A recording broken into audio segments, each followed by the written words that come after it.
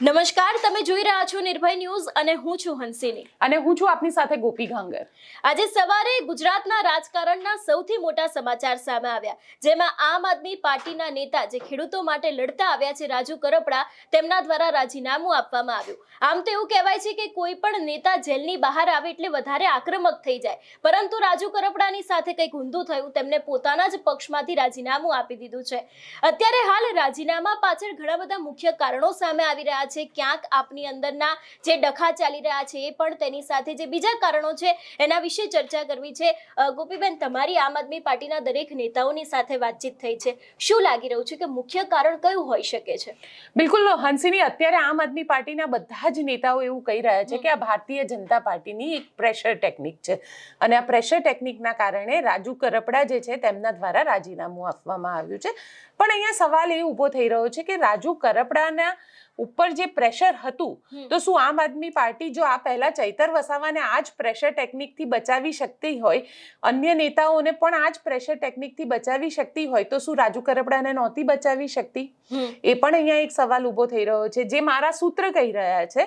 અને એ લોકોનું એવું કહેવું છે કે આમ આદમી પાર્ટીની અંદર જે અંદરના ડખા છે અને અંદરના ડખામાં પણ જે 5 નેતા છે, એ 5 નેતાઓમાં પણ ક્યાંક મતભેદ અને મનભેદ આ બંને વસ્તુ અહીંયા આગળ જોવા મળે છે। અને એમાં પણ રાજુ કરપડાને લઈને એવું કહેવાય છે કે એ જેલમાં ગયા અને ત્યારબાદ પરિવાર સાથે પાર્ટીનો જે વ્યવહાર હતો અને એમાં પણ ખાસ કરીને લીગલ કેસ લડવાને લઈને ક્યાંક ને ક્યાંક રાજુ કરપડા નારાજ હતા। અને રાજુ કરપડાએ એનો જે સૂત્ર કહી રહ્યા છે એના પ્રમાણે રાજુ કરપડાએ પોતાનો જે ગુસ્સો છે એ પાર્ટી સુધી વ્યક્ત પણ કરેલો હતો।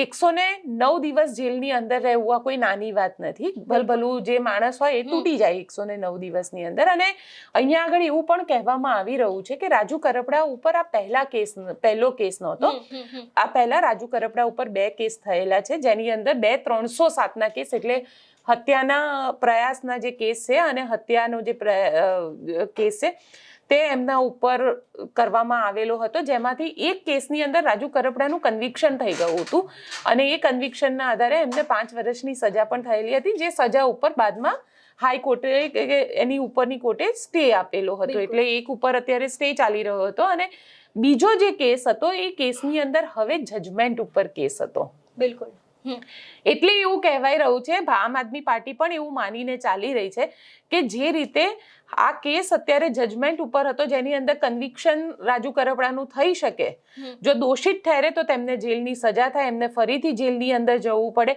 એટલા માટે થઈને ભારતીય જનતા પાર્ટીએ એક પ્રકારનું પ્રેશર ક્રિએટ કર્યું અને આ પ્રેશરના કારણે રાજુ કરપડા જે છે એણે આમ આદમી પાર્ટીમાંથી રાજીનામું આપી દીધું। પણ અહીંયા સવાલ એ ઊભો થઈ રહ્યો છે કે આ બધા પ્રેશર શું રાજુ કરપડાને ખબર નહોતી કે એમની ઉપર આ કેસ થયેલા છે, આ કેસ ગમે ત્યારે ખુલી શકે, ગમે ત્યારે એમને જેલમાં જવું પડે, તો એ બધી વસ્તુથી તો એ અવેર જ હતા, કન્વિક્શન બી થઈ શકે એ પણ એમને ખબર હતી।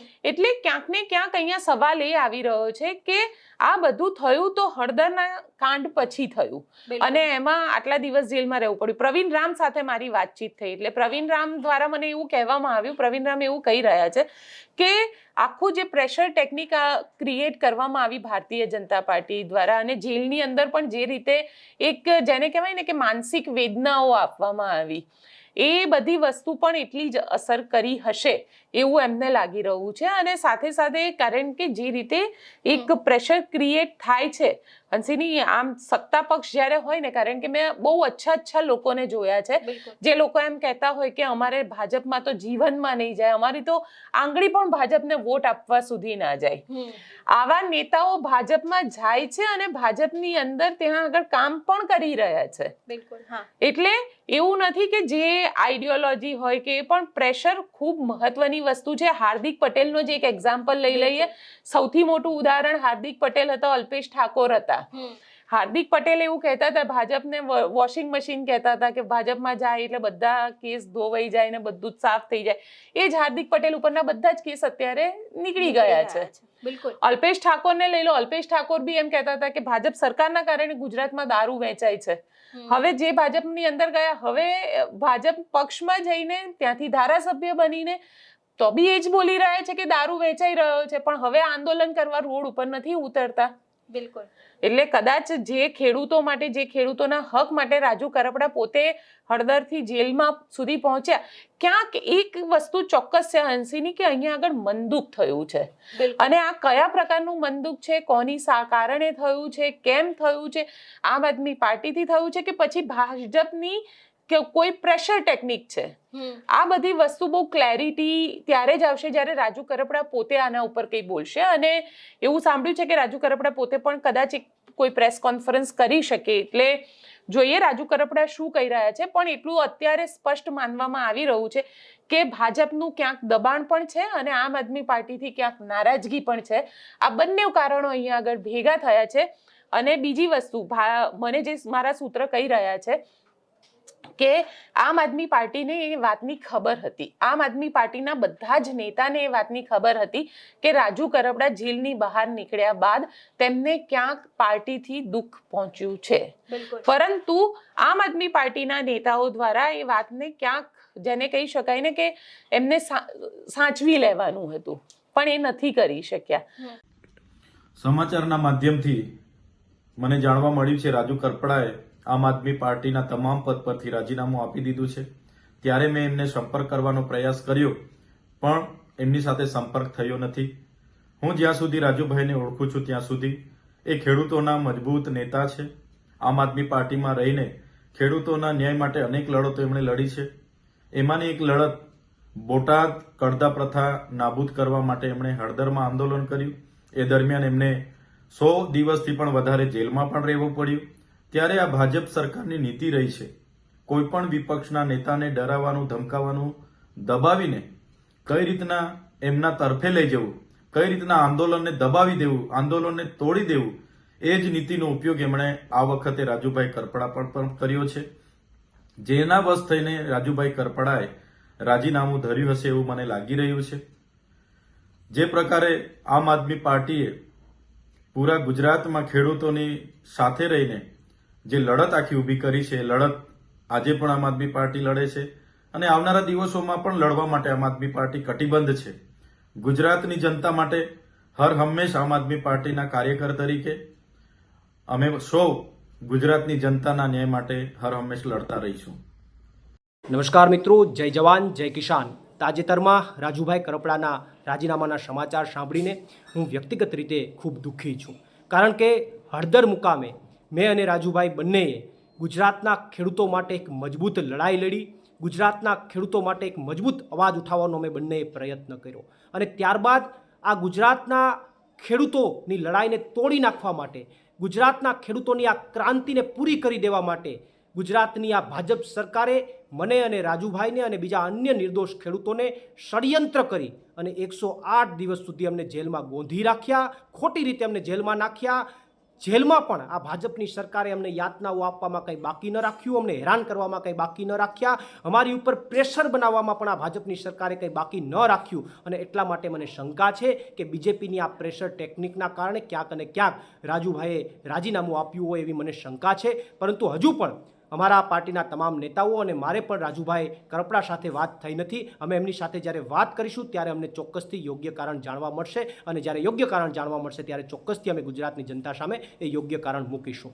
આભાર. પ્રવીણ રામ, પ્રદેશ ફ્રન્ટલ અધ્યક્ષ, આમ આદમી પાર્ટી. પણ આજે દુઃખ એ વાતનું છે કે રાજીનામુંમાં જોવા જઈએ તો મને એવું વ્યક્તિગતપણે લાગી રહ્યું છે, આ કોઈ પાર્ટીનું સ્ટેન્ડ કે કોઈ બીજું તો સ્ટેન્ડ છે નહીં, મને વ્યક્તિગત રીતે મારા અને રાજુભાઈ કરપડાના જે આત્મીયતાના સામાજિક સંબંધો, બીજા જે કહી શકાય મિત્રતા ભાવના અને આંદોલનકારીના જે સંબંધો રહ્યા છે એના ઉપરથી લાગી રહ્યું છે કે આ ગુજરાતને સૌથી મોટી ખોટ પડવાની છે એક ખેડૂત નેતાની. આ હકીકત છે. લોકો આજે જે સમજે તે, આજે કદાચ આમ આદમી પાર્ટીમાં ખોટ પડી કે કહી શકાય કે બીજી ત્રીજી જગ્યાએ ખોટ પડી, એ બધી વાત સાચી, પણ મને વ્યક્તિગત રીતે એવું સ્પષ્ટપણે લાગી રહ્યું છે કે ખેડૂતોને આજે જેની સાથે અપેક્ષાઓ બંધાતી, જેની સાથે આકાંક્ષાઓ બાંધાતી હતી, જેની સાથે વિશ્વાસ બંધાણો હતો, આજે એ વિશ્વાસ જે છે એની ખોટ પડવાની છે. આજે જોવા જઈએ તો મેં રાજુભાઈ સાથે ટેલિફોનિક વાતચીત કરી છે અને હું એની કહી શકે મારા વડીલ છે, હું એને સલાહ ન આપી શકું, પણ એટલું તો હું ચોક્કસપણે કહું કે નિર્ણય ક્યારે સાચો કે ખોટો હોતો નથી. નિર્ણય ને સાચો કે ખોટો સાબિત કરવો પડે છે. આજે કદાચ તમે કોઈ નિર્ણય લઈ રહ્યા છો તો આજે ક્યાંક તમે દ્રોહ નથી કરી રહ્યા ને, ભલે સામાન્ય જનતાનો દ્રોહ નથી કરી રહ્યા, અથવા તો જેને તમારી પર ભરોસો છે, ખેડૂતો હોય તો ખેડૂતોનો, આજે એ વિસ્તાર એટલે કે ચોટીલા ઉપર જયારે કહી શકે કે જે જન સમર્થન જેને મળ્યું હતું અને લગભગ મને યાદ છે ત્યાં સુધી બીજા ક્રમે તો એ વિધાનસભાની સીટ ઉપર પણ રહેલા હતા. આજે ક્યાંક ને ક્યાંક જે સત્તા પક્ષની જે રીતિ નીતિ રહી છે, ખાસ કરીને ભારતીય જનતા પાર્ટીની જે નીતિ રીતિ રહી છે કે સામ દામ દંડ ભેદ, બરાબર, જે રીતે તોડી શકાતા હોય એ રીતે તોડો. તમે આજે તમને દબાવવામાં આવે, તમને ખરીદવામાં આવે, આજે કહી શકાય કે તમને સામાજિક રીતે તોડવામાં આવે, આજે તમને જાહેર જીવનમાંથી તમારી કાકરી કાઢી નાખવામાં આવે, તમને એ રીતે પ્રેશર લાવવામાં આવે, જે રીતે કહી શકાય ને મેં તમને કીધું કે સામ દામ દંડ ભેદમાં બધું આવી ગયું. બધી જ રીતે એ વ્યક્તિને તોડી નાખો. કેમ? કારણ કે આજે એ સામાન્ય નાગરિકનો અવાજ બને છે, સામાન્ય પીડિત શોષિત વંચિતોનો અવાજ બને છે, સામાન્ય ખેડૂતોનો અવાજ બને છે, જે ખૂબ ઓછા લોકો હોય છે કે જે અવાજ બની શકતા હોય છે. આ ગુજરાતની અંદર એ સૌથી મોટી ત્રુટિ છે, સૌથી મોટી કમી છે. વર્તમાન ગુજરાતની વાત કરું છું, ભૂતકાળના ગુજરાતની વાત નથી કરતો. ઇતિહાસમાં સરદાર પટેલ પણ થઈ ગયા અહીંથી, ગાંધીજી પણ અહીંથી થઈ ગયા, જ્યારે દેશને આઝાદી અપાવી છે અંગ્રેજોના શાસનમાંથી. એ આઝાદી અપાવી જ છે, એમાં ના જ નથી, બરોબર, એ સ્વીકારવું જ રહ્યું, એમાં ના જ નથી. કોઈને ગમે કે કોઈને ન ગમે એ બીજા નંબરની વાત છે. પરંતુ વર્તમાનમાં જે વ્યવસ્થા પરિવર્તનની જે લડાઈ છે, એ વ્યવસ્થા પરિવર્તનની લડાઈમાં આજે જે લોકો લડી રહ્યા છે, તો એ લોકો આજે ક્યાંક ને ક્યાંક એને તોડવામાં આવે છે, એમને મરોડવામાં આવે છે, એમને સામદામ દંડ ભેદની નીતિથી કાં તો ખરીદવામાં આવે છે, કાં તો પ્રેશર ટેકનિક આવે છે, એમ કેમ પ્રકારે એને દબાવવામાં આવે છે. અને આ જ થઈ રહ્યું છે. ગુજરાતની જનતા એ જાગવાની જરૂર છે. ગુજરાતની જનતા બધું જ જોઈ રહી છે. આજે ગુજરાતના યુવાનોના પ્રશ્ન અમે બોલતા હોય તો તમે જોયું હશે કે આટલા ગુજરાતની અંદર છેલ્લા 10 વર્ષમાં 34 તો પેપર લીક થયા. એ પેપર લીક ઉપર અમે બોલ્યા. આજે ગુજરાતની અંદર જે સ્પર્ધાત્મક પરીક્ષા હોય કે સરકારી રોજગારી કે સહકારી રોજગારીની જે વાત આવે તો એની અંદર ઓળખાણવાદ, પરિવારવાદ, લાગવકશાહી ચાલે છે એની ઉપર અમે બોલ્યા, ત્યારે જેલમાં નાખવામાં આવે. આજે એક વ્યક્તિ આદિવાસી સમાજ માટે, આદિવાસીના વિસ્તાર માટે સતત જજુમે છે, તો એને પણ તમે જોયું હશે એમ કેમ પ્રકારે દબાવવાનો પ્રયત્ન કરવામાં આવે. બધી જ જાતિ પ્રેશર ટેકનિક એ ચેતર વસાવા ઉપર પણ, બરાબર, એ ઉપયોગ કરવામાં આવેલી છે. આજે ખેડૂત નેતા રાજુભાઈ કરપડાનું મને વોટ્સઅપ પર રાજીનામું મળ્યું છે. મારે વાતથી નથી, પરંતુ એટલું ચોક્કસ કહીશ કે રાજુ કરપડાએ હળદરથી લઈ અને જે મુદ્દાઓ ખેડૂતોને ઉઠાવ્યા, હળદરમાં એક ખેડૂતોને ઉમ્મીદ પણ જાગી. રાજુ કરપડા, પ્રવીણ રામ અને 86 જેટલા લોકો ઉપર ભાજપે અત્યાચાર કર્યો, ભાજપે ખોટા કેસો કર્યા, ભાજપે ડરાવવાની કોશિશ કરી, ભાજપે ખેડૂતો ઉપર પણ માર માર્યો. અને ત્યાર પછી પણ આ ખેડૂતોમાં અને ખેડૂત નેતાઓમાં જોમ અને જુસ્સો રહ્યો. એમણે ખૂબ મહેનત કરી છે ખેડૂતોને લઈને. કઈ મજબૂરી હશે એ હજી મારે જાણી નથી શકાયું, પરંતુ એટલું ચોક્કસ કહીશ કે એમણે ખેડૂતો માટે અને ખેડૂતો માટે વ્યવસ્થિત ભાવ મળે, ભાજપ જે અત્યાચાર કરે છે, ભાજપ જે લૂંટ ચલાવે છે, એપીએમસીમાં લૂંટ ચલાવે છે, એને લઈને એમણે ખૂબ આંદોલનો કર્યા, મહેનત કરી. અને એટલે ખેડૂતો અને આમ આદમી પાર્ટી હંમેશા રાજુભાઈને ખૂબ સમર્થન પણ રહ્યું, ખેડૂતોનું પણ સમર્થન રહ્યું. અને આમ આદમી પાર્ટીએ પણ તમે જોયું હશે કે હળદર કાંડ પછી ભગવત માનજી અને અરવિંદ કેજરીવાલ સાહેબ સુદામડામાં સભા કરી. ખેડૂતો લગભગ 50,000થી વધુ ખેડૂતો એકઠા થયા. ભાજપ એટલું ડરી ગયું હળદર કાંડ પછી અને સુદામડામાં સભા થઈ, એટલે 10,000 કરોડનું પેકેજ આમ આદમી પાર્ટીના લડવૈયા યોદ્ધાઓના કારણે મળ્યું. પ્રવીણ રામ હોય, રમેશ મેરો, તમામ લોકો. અને એનાથી પણ આગળ જતા આમ આદમી પાર્ટીએ તમામ જિલ્લાઓ, મતલબ ઝોનમાં 7 થી 9 ઝોન અમે લગભગ કિસાન મહાપંચાયતો કરી, જેમાં પણ ખેડૂતો ખૂબ ઉપસ્થિત રહ્યા, ખેડૂતો ખૂબ સમર્થન કર્યું. અને આ નેતાઓ અને ખેડૂતોના સમર્થનમાં અમે સાઇન કેમ્પેન ચલાવ્યું અને 13,000 ગામોમાં નાની મોટી મિટિંગો કરી, ખેડૂત પંચાયત કરી, ન્યાય પંચાયત, અને લગભગ 80,000થી વધુ ખેડૂતોના આપણે સાઇન કેમ્પેન લઈ અને સમર્થન મેળવ્યું. અને એ અમારું ડેલિગેશન એ ત્યાં ગયું મુખ્યમંત્રીશ્રીને માનનીયને મળ્યા, પણ એટલું ચોક્કસ કહેશું કે ખેડૂતોને આમ આદમી પાર્ટીને એના લીડરો ઉપર ખૂબ ઉમ્મીદ છે. અમે ખૂબ સંઘર્ષમાંથી ઊભા થયેલા છીએ. ભાજપ હંમેશા કોશિશ એવી કરતી હોય છે કે લીડરો તૂટી જાય, લીડરોને સામ દામ દંડ ભેદ કરીને હેરાન કરવાની કોશિશ કરવામાં આવે. રાજુભાઈ સાથે સુધી મને હજી ખબર નથી, મારે વાત નથી થઈ. એટલે હમણાં 2 દિવસ પહેલા જ મારા ઘરે કાર્યક્રમમાં આવ્યા હતા. મેં લગભગ તમામ ખેડૂતો અને ખેડૂત નેતાઓનું અહીંયા 10-12 હજાર લોકોની વચ્ચે સન્માન પણ કર્યું હતું. યોદ્ધાઓનું, ખેડૂતો પણ ઉપસ્થિત રહ્યા હતા. અને ખેડૂતોને પણ ખૂબ મોટી ઉમ્મીદ છે આમ આદમી પાર્ટીને એના નેતાઓ ઉપર, એના સંઘર્ષ ઉપર. એટલે કોઈ મજબૂરી રહી ખબર નથી, પરંતુ ભાજપ હંમેશા કોશિશ આવું કરતું રહ્યું છે. તમે જો આ પહેલા પણ કેટલાય નેતાઓ જોઈન્ટ થયા, પણ ભાજપ કોઈ ના કોઈ રીતે એને તોડવાની કોશિશ કરે, એને ડેમેજ કરવાની કોશિશ કરે, એને હેરાન કરવાની કોશિશ કરે. જેલમાં પણ અત્યાચાર આ ખેડૂત નેતાઓ ઉપર કરવાનું ભાજપ ચૂક્યું નહોતું. મેં જે રીતે જેલમાંથી આવ્યા પછી બધા જે આગેવાનો મળ્યા છે, ખૂબ અત્યાચાર કર્યા છે. યાર, એ લોકોનું વાંક શું હતું? અને હજી પણ કેસોના દબાણો આન તેન. એટલે મને લાગે છે કે ભાજપ છે એ કોશિશો આવી કરતી રહેશે, પરંતુ આમ આદમી પાર્ટીને એનો એક એક નેતા અને એક એક સંઘર્ષશીલ ખેડૂત એ હંમેશા પોતાના સત્ય માટે લડતો રહેશે. રાજુભાઈ સાથે મારી વાત થઈ નથી, પરંતુ એટલું ચોક્કસ કહીશ કે મજબૂત નેતા છે, ખૂબ મહેનત કરી છે, સંઘર્ષ કર્યો છે અને લોકો માટે લડ્યા છે. જય જવાન, જય કિસાન.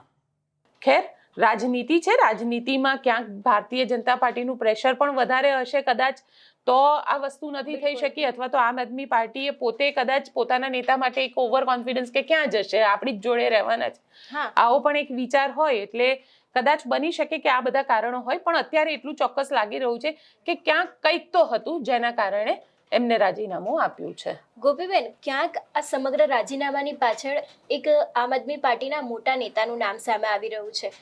હમણાં જીત્યા છે, ક્યાંક ને ક્યાંક એના કારણે આ બધું થઈ શક્યું હોય, કારણ કે એક નેતાના કારણે આખી પાર્ટી ધીરે ધીરે અંદરના ડખા છે કે પછી કંઈ પણ વસ્તુ કહી શકાય. આની પહેલા કરસનદાસ ભાદરકાએ રાજીનામું આપ્યું, એમને કોઈક બીમારીના કારણથી રાજીનામું આપ્યું હતું ને, પછી કોંગ્રેસમાં જોડાઈ ગયા હતા.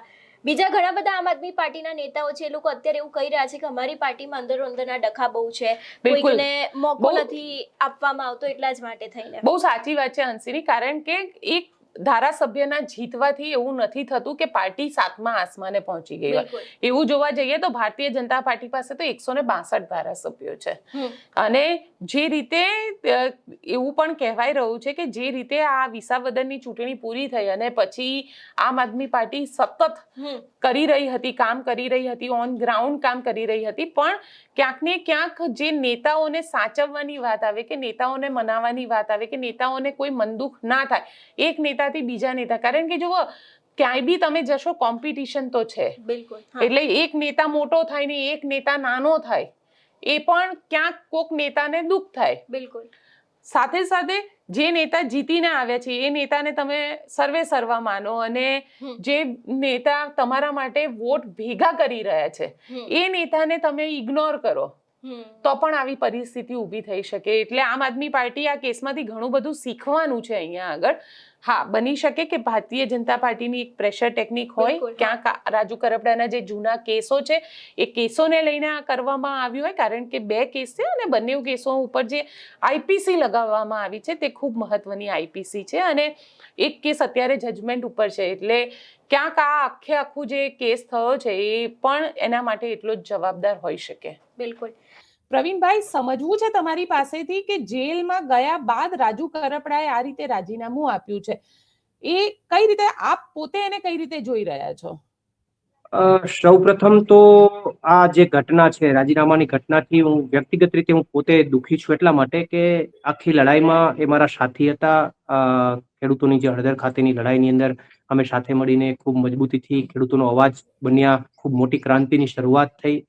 અને એક આવા લડાયક વ્યક્તિ, એક મજબૂત વ્યક્તિ કે જેમણે કાયમી માટે ખેડૂતો માટે અવાજ ઉઠાવ્યો છે, એવા જેવા વ્યક્તિને ક્યાંક ને ક્યાંક બીજેપી પ્રેશર મારી અને એમના મનોબળ તોડી અથવા એમને કોઈ પણ રીતે દબાવી અને એમની પાસે જો આવું કૃત્ય કરાવે, અત્યારે જે શંકા ઉપજી રહી છે, તો એ પ્રમાણે તો મને એવું લાગે છે કે 100% આ દુઃખની વાત છે. કારણ કે એક રાજુભાઈ પોતે વ્યક્તિગત રીતે મજબૂત વ્યક્તિ હતા અને ખેડૂતો માટે લડતો ચહેરો હતા, પરંતુ આખી લડાઈના ખેડૂતોની લડાઈને કેમ તોડી શકાય, એમને કેમ બ્રેક કરી શકાય, આખી ક્રાંતિની શરૂઆત જે થઈ ખેડૂતોની, એક અવાજ ગુજરાતની અંદર એક અવાજ બુલંદ થયો ખેડૂતોનો કે ભાઈ ખેડૂતો માટે લડનારા કોઈક લોકો છે, લડનારી કોઈ પાર્ટી છે, આમ આદમી પાર્ટી લડે છે, અવાજ ઉઠાવે છે.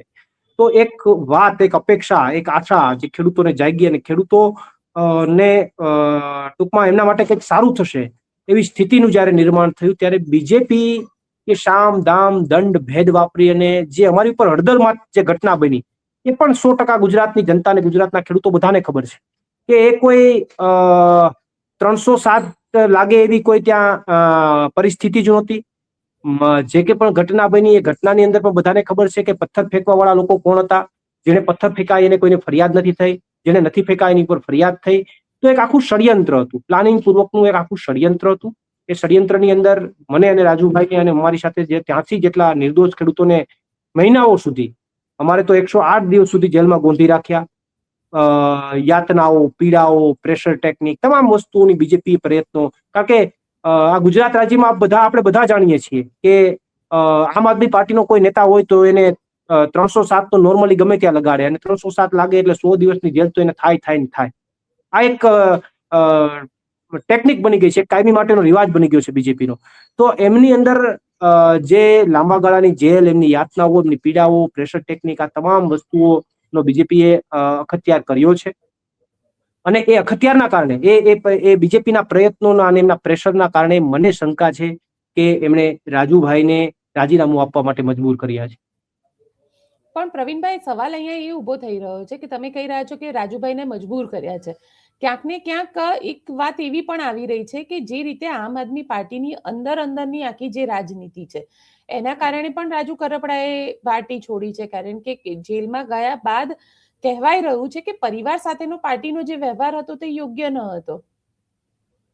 ના, એ વાત સાથે હું એટલા માટે ગોપીબેન સહમત નથી કે જેલમાં ગયા બાદ, જેલ હળદર ખાતેની જેલ થયા બાદ પાર્ટીના તમામ નેતાઓએ, ઇવન અરવિંદ કેજરીવાલથી લઈને નીચેના તમામ નેતાઓએ અમને ખૂબ સમર્થન આપ્યું, ખૂબ સપોર્ટ આપ્યો. કાયદાકીય લડાઈ લડવામાં પણ અમારી સાથે ખંભેથી ખંભો મિલાવીને પાર્ટીએ કામ કર્યું. સાથે સાથે સુદામણા ખાતે અમારા સમર્થનમાં પાર્ટીએ એક મોટા લેવલનો પ્રોગ્રામ કર્યો. એ પછી તમને એવું કહું તો દિવાળીની અંદર પાર્ટીએ કાર્યક્રમો કર્યા, પાર્ટીના નેતાઓએ કાર્યક્રમો કર્યા. અમારા દિવસે પણ પાર્ટીના તમામ નેતાઓ, તમામ કાર્યકર્તાઓ અમારા ઘરે પહોંચીને અમારા પરિવારને હૂંફ આપી. મારા અને રાજુભાઈ બંનેના જન્મદિવસના દિવસે સાથે માનની રાજુભાઈના ઘરે ઈશુદાનભાઈ ગઢવી પણ જઈને તેમના પરિવારને સાંત્વના આપી, એમના પરિવારને મળીને આવ્યા. તમામ વસ્તુઓ, ઉત્તરાયણ હોય તો ઉત્તરાયણમાં પાર્ટી અમારા સમર્થનમાં પ્રોગ્રામ કર્યા. તો પાર્ટી અને પાર્ટીના કાર્યકર્તાઓ અને પાર્ટીઓના નેતાઓએ એમનાથી જેટલું થઈ શકતું હતું એટલું અમારા સમર્થનમાં કર્યું. અમને બેનરની અંદર મને અને રાજુભાઈને સ્થાન આપ્યું, ગુજરાતના તમામ બેનરોમાં અમને સ્થાન આપ્યું. તો મારું એવું માનવું છે કે આ તો બધું નજર સમક્ષ છે. એટલે એમની અંદર પાર્ટી લેવલની કોઈ નારાજગી હોય એવું મને દેખાઈ નથી આવતું. કારણ કે પાર્ટી લેવલની નારાજગી જો ગોપીબેન હોય તો એ તો 108 દિવસ પહેલા પણ આ ઘટના બની શકતી હતી, જેલવાસ પહેલા પણ આ તો એવું ન હોય ને કે અમે જેલમાં ગયા પછી પાર્ટીમાં બધું બગડી ગયું ને પહેલા સારું હતું, એવું તો ન હોય. તો એ વાત તો બીજેપી દ્વારા ઉભી કરેલી વાત છે, વાત વાસ્તવિક એવી નથી.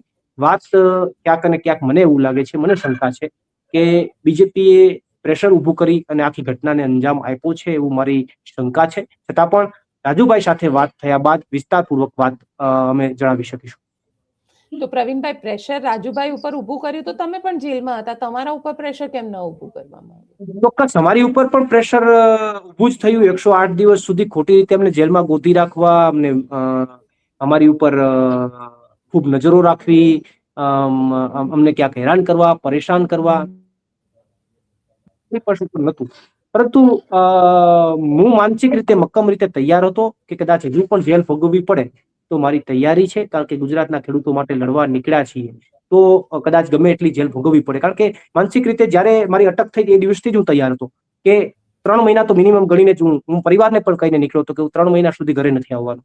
તો હું તો માનસિક રીતે તૈયાર જ હતો અને એ પ્રેશર તો કોઈને પૂછવા જવાની જરૂર નથી. 108 દિવસ સુધી તમને કોઈ કારણ વિના ગોંધી રાખવાના જેલમાં અને પરિવારથી અલગ રહેવું એ જ એક તો પોતાની રીતે પ્રેશર છે. તો એ પ્રેશર તો મારી ઉપર, બીજા અમારી સાથે ખેડૂતો હતા એ તમામ ઉપર એ પ્રેશર બન્યું હતું. પણ અમે એ પ્રેશરમાં હજી તાબે થયા નથી. રાજુભાઈ ને શું મજબૂરી આવી અથવા કયા લેવલનું પ્રેશર બનાવવામાં આવ્યું એ રાજુભાઈ જ કહી શકશે, કારણ કે એ હું કહી શકું, મારે એમની સાથે વાત નથી થઈ એટલે હું એમની એ કહી શકું એ સ્થિતિમાં નથી. કારણ કે એવું પણ ચર્ચાઈ રહ્યું છે કે એમની ઉપર આ પહેલા જે જૂના કેસ હતા એ કેસની અંદર ક્યાંક દબાણ લાવીને આ કરવામાં આવી રહ્યું છે. ચોક્કસથી બની શકે, કારણ કે જે જૂના કેસો હતા એ ચર્ચા જે છે આપે જે કીધી, તો બની શકે કે એ કેસોને લઈને પણ એમની ઉપર પ્રેશર બનાવવામાં આવ્યું હોય ને પ્રેશરના કારણે ક્યાંક ને ક્યાંક રાજુભાઈ મજબૂર થવું પડ્યું હોય, એવું બની શકે. અચ્છા, જેલની અંદર પણ તમારા લોકો સાથે કઈ વ્યવહાર ખોટો કરવામાં આવતો હતો? તમને ત્યાં આગળ હેરાન કરવામાં આવતા હતા? જેલની અંદર એક તો માની લો કે જેલ ખુદ પોતે જ એક યાતના છે. જેલની અંદર એટલા દિવસો સુધી પરિવારથી અલગ રહેવું એક પોતાનું એક આપોઆપ એમની રીતે પ્રેશર ટેકનિક છે. એમની સાથે જેલની અંદર અમારી ઉપર માની લો કે ખૂબ વધારે પડતી વોચ રાખવી. અમે નિયમની જે છે એ નિયમમાં પણ જે કંઈ પણ આવતું હોય, માની લો કે ગોપાલભાઈ મારા જન્મદિવસના દિવસે ત્યાં મળવા આવ્યા, તો જેલની અંદર નિયમ છે કે કોઈ પણ વકીલ, ઠીક છે મને રૂબરૂ મુલાકાત ગોપાલભાઈને ન આપે, નિયમ અનુસાર પરિવારને જ આપે, માની શકીએ, પણ કોઈ વકીલ એમના અસીલને મળવા માંગતો હોય, કોઈ પણ વકીલ, પછી કેસ લડતો હોય એવું જ ન હોય, કોઈ વકીલ મળવા માંગતો હોય તેમને મળવા દેવા પડે. પરંતુ જયારે ગોપાલભાઈ મળવા આવ્યા, એમણે એવું કીધું કે ઓકે મને રૂબરૂ મુલાકાત ન આપો તો કાંઈ નહીં, મારે એક વકીલ તરીકે પ્રવીણભાઈને મળવું છે, અને વકીલ તરીકે તમે ના ન પાડી શકો એ તો એમનો એક અધિકાર છે, છતાં પણ એમને મળવા દેવામાં ન આવ્યા. તો આ બધું એક ટૂંકમાં સમજી લો કે આખું પ્લાનિંગ પૂર્વકનું ષડયંત્ર હતું, અને ક્યાંક ને ક્યાંક અમુક નિયમ અનુસાર પણ જે વસ્તુ માની લો મને વકીલને મળવા દેવામાં એમને ના જ ન પાડવી જોઈએ, છતાં પણ એમને વકીલને મળવા ન દીધા. તો આવી અનેક ઘટનાઓ કે જે ક્યાંક ને ક્યાંક એવો પ્રયત્ન કે ભાઈ આ લોકો માનસિક રીતે તૂટી જાય. તમે કહી રહ્યા છો કે પ્રયત્ન એ પ્રકારનો કરવામાં આવ્યો કે માનસિક રીતે તૂટી જાય, તો કદાચ રાજુ કરપડાને આ બધી જ વસ્તુની અસર થઈ છે કે જેલમાં જવાથી ડરી ગયા, એવું પણ કહી શકું ને એમાં? તો હું એટલા માટે અત્યારે એવું એ વાત સાથે સમર્થન નથી આપતો, કારણ કે જેલની અંદર જ્યારે હતા ત્યારે તો અમારે વકીલ મુલાકાત વખતે ભેગા થતા તો ચર્ચાઓ થતી, પણ એમની ઉપર કયા લેવલનું પ્રેશર બનાવવામાં આવ્યું, અમારાથી વધારે અમારી ઉપર જે પ્રેશર બન્યું એનાથી પણ વિશેષ કયા લેવલનું પ્રેશર બનાવવામાં આવ્યું કે જેથી કરીને રાજુભાઈ મજબૂર થવું પડ્યું, એ તો જ્યારે એમની સાથે ચર્ચા થાય અથવા એ પોતે વાત કરશે, અથવા ચર્ચા તો અમારે ચર્ચા થાય અને કઈ વાત ખુલે તો જ ખ્યાલ આવશે. અન્યથા તો આગામી દિવસોની અંદર પાર્ટી લેવલથી જે કે પણ પાર્ટી પોતાનું સ્ટેન્ડ રજૂ કરશે અથવા વાત રજૂ કરશે, ચોક્કસથી મીડિયાને જણાવશે. પણ પ્રવીણભાઈ, તમને લોકોને અંદાજ નહોતો આવ્યો જ્યારે રાજુભાઈ જેલમાંથી બહાર આવ્યા અને ઈસુભાઈના ત્યાં પણ ગયા હતા, બધી જગ્યાએ ઘણી બધી જગ્યાએ આવ્યા હતા, તમને શું પાર્ટીને કોઈ અંદાજ જ નહોતો આવ્યો કે રાજુ કરપડા રાજીનામું આપી દેશે, કે રાજુ કરપડા સાથે શું સિચ્યુએશન છે એ વસ્તુ પાર્ટીએ ક્યાંય સમજવાનો પ્રયત્ન કર્યો હતો? ના, જુઓ, પાર્ટીના તમામ નેતાઓ મારા અને રાજુભાઈ બંનેના સંપર્કમાં હતા. પાર્ટી અમને બંનેને એક સારા લેવલ સુધી પ્રમોટ કરવાની સ્થિતિમાં અને વાતમાં હતી, અને પાર્ટી એમના ત્યાં લગ્ન પ્રસંગ હતા, પોતાના પરિવારના લગ્ન પ્રસંગ હતા, એટલે પાર્ટીએ થોડો સમય માટે એમના લગ્ન પ્રસંગ પૂરા થાય પછી આગામી રાજુભાઈના કાર્યક્રમો, એમનું જે આખું રોડમેપ છે નક્કી કરવાનું પાર્ટીએ નક્કી કર્યું હતું. પાર્ટીના તમામ નેતાઓ એમની સાથે સંપર્કમાં હતા, એ ઈશુદાનભાઈને ત્યાં પ્રસંગમાં પણ આવ્યા હતા. એ સમયે એમના દ્વારા કોઈ એવી વાત ખુલીને થઈ નહોતી કે ભાઈ આ લેવલનું પ્રેશર અથવા આ લેવલની ચર્ચાઓ જે છે, કદાચ પાર્ટીના મુખ્ય નેતાઓ સાથે, દિલ્હીના નેતાઓ સાથે કઈ ચર્ચા થઈ હોય, એમના જૂના કેસ રિલેટેડ કઈ ચર્ચાઓ થઈ હોય તો મને ખ્યાલ નથી, પરંતુ પાર્ટી લેવલથી પાર્ટીના નેતાઓએ તેમની સાથે સંપર્ક બનાવી રાખ્યો હતો, બંને સાથે, મારી સાથે અને એમની સાથે. પણ પ્રવીણભાઈ, કારણ કે સાથે સાથે એવું પણ કહેવાય છે કે હવે રાજુ કરપડા શું કરશે તમારી કોઈ, કારણ કે એક ચર્ચા એવી પણ છે કે કદાચ જે લોકો અચ્છા કોંગ્રેસના નેતાઓ મેં જોયા છે જેમ કહેતા હોય કે ભાજપમાં નહીં જઈએ, અને આજે ભાજપમાં જઈને મંત્રી બની ગયા હોય, તો તમને શું લાગી રહ્યું છે, રાજુ કરપડા પોતાનું પોલિટિકલ કેરિયર છોડી દેશે કે પછી હવે ભાજપના રસ્તે આગળ વધશે? હવે એ તો ના દિવસોમાં જ ખબર પડશે. એમની અંદર મારો તર્ક એ છે કે પ્રેશર ટેકનિકના કારણે જો રાજુભાઈ મજબૂત બન્યા છે તો રાજુભાઈ બીજેપી જોઈન કરશે, અન્યથા માની લો કે તમે કેમ કે બીજી કોઈ નારાજગી હશે તો કદાચ પાર્ટી જોઈન નહીં કરે, એવું મારું માનવું છે. પણ હવે તો અત્યારે હું પ્રેડિક્ટ કરું એ મારા ખ્યાલથી થોડું ઉતાવળું પગલું થશે. રાજુભાઈ એક લડાયક અને મજબૂત વ્યક્તિ છે, ખેડૂતો માટેનો અવાજ કાયમી માટે એમણે બનવાનો પ્રયત્ન કર્યો છે, એટલે હવે એ તો જ્યારે રાજુભાઈ ડિસિઝન લેશે ત્યારે જ આપણે એનો આખો ઘટનાક્રમ જાણી શકીશું. શું લાગી રહ્યું છે ધીરે ધીરે સૌરાષ્ટ્રમાં જે રીતે આમ આદમી પાર્ટીનો વ્યાપ વધતો હતો એવામાં રાજુ કરપડાનું રાજીનામું આવ્યું છે, સ્થાનિક સ્વરાજની ચૂંટણી નજીક છે, આમ આદમી પાર્ટીને કેટલું ભારે પડી શકે છે? આમ આદમી પાર્ટીને ચોક્કસથી ભારે પડી શકે છે. આમ આદમી પાર્ટી ભલે એવું કહેતી અત્યારે કે રાજુ કરપડાના જવાથી અમને બહુ ફરક નથી પડતો, પણ આમ આદમી પાર્ટીએ સ્વીકારવું પડશે કે એમની પાસે ખેડૂત નેતા તરીકે રાજુ કરપડા એક જ હતા અને રાજુ કરપડા એ ચહેરો હતો. ઘણી બધી જગ્યાએ એવું હતું કે પ્રવીણ રામ એમની સાથે જેલમાં હતા, પરંતુ ઘણા બધા લોકો એવા હતા કે જે પ્રવીણ રામને ઓળખતા નહોતા. બિલકુલ, હા. એટલે ક્યાંક રાજુ કરપડા એક ચહેરો છે અને ખેડૂતો માટેનો ચહેરો છે. ખેડૂતો માટે એને કામ કર્યું છે, વર્ષોથી કામ કરી રહ્યા છે. અને આખું હળદર કાંડ જે થયો અને એ વખતે જે રીતે મોટી સંખ્યામાં ત્યાં આગળ ખેડૂતો ભેગા થયા હતા, આગલા દિવસે બોટાદની અંદર APMC ની અંદર જે રીતે ખેડૂતો ભેગા થયા હતા, ખેડૂતોમાં જે રીતે સર્વ સ્વીકાર્ય હતા, એ વસ્તુને પણ સમજવી પડશે કે રાજુ કરપડાના જવાથી સ્થાનિક સ્વરાજની ચૂંટણીમાં કમસે કમ આમ આદમી પાર્ટીને ખૂબ મોટો લોસ છે અહીંયા આગળ. અને એ લોસની સાથે સાથે એમને એ પણ લોસ છે કારણ કે સૌરાષ્ટ્રની અંદર મોટા ભાગના ખેડૂતો છે. હવે જે વોટર ખેડૂત હોય અને જો ખેડૂત નેતા જ તમારા ના હોય અને એ પણ એમ કહી શકતા હોય કે ભાઈ એક અત્યારે તો કારણ નથી ખબર પડી, પણ ક્યાંક કોક મન દુઃખ થયું છે, જો એના ઉપર રાજુ કરપડા ખુલાસો કરે તો ક્યાંક બની શકે કે આમ આદમી પાર્ટીને એનો લોસ જાય. બિલકુલ ઠીક છે. એટલે હવે આગામી સમયમાં જોવાનું રહેશે કે આ સમગ્ર રાજકારણમાં જે અત્યારે હાલ વળાંક આવ્યો છે, રાજુ કરપડા જે આમ આદમી પાર્ટીનો એક મુખ્ય ચહેરો ગણાતા હતા, ખેડૂતોના માટે અત્યાર સુધી લડતા આવ્યા છે, તેમના દ્વારા જ રાજીનામું આપી દેવામાં આવ્યું છે. દરેક વિગતો તમારા સુધી પહોંચાડતા રહીશું. ત્યાં સુધી અમને રજા આપો. તેની સાથે તમારું શું માનવું છે આ સમગ્ર વિષયને લઈને અમને કમેન્ટ કરીને ચોક્કસથી જણાવજો. તેની સાથે અમારી ચેનલ નિર્ભય ન્યૂઝને લાઇક, શેર અને સબસ્ક્રાઇબ કરવાનું ભૂલશો નહીં. નમસ્કાર.